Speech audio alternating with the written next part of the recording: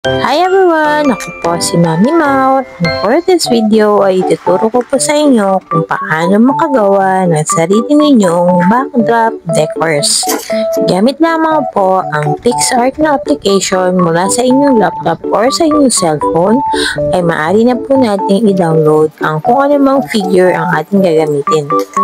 I-set po natin ang ratio o sukat na ating gagamitin upang nang sa ganun ay umakma ito pag tayo ay nagpa-print na ng tarp.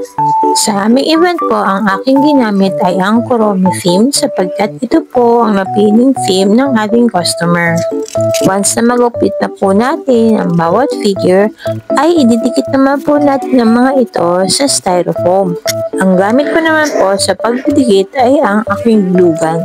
May isa pa pong kaparaanan upang tayo ay makagawa ng backdrop decors. Ito naman po ay ang sa pamagitan ng pintura. Ngunit kung ang hanap po ninyo ay ang less hassle, madali lamang at accurate ng mga figures, ay magpa-print po tayo ng tarpaulin. After nga po natin i-cut ang mga design or figures, ay maaari na po natin idikit sa pamamagitan ng glue gun at ito po ay ididikit naman natin sa styrofoam. Maaari po tayong gumamit ng regular cutter na matalim or ang kagaya ng aking ginagamit sa video ito na tinatawag nating styro cutter. Ang styro cutter po ay mabibili natin sa Shopee or sa Lazada.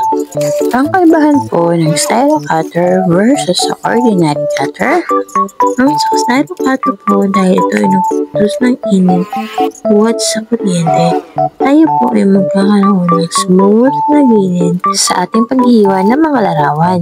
Subalit kung wala po tayong styro cutter, ay maaari naman po natin gamitin ang ating ordinary cutter. O di po ba? Ngayon ay handa ka na gumawa ng sarili niyong DIY backdrop decors para sa kung anumang okasyon ang darating sa iyong pamilya.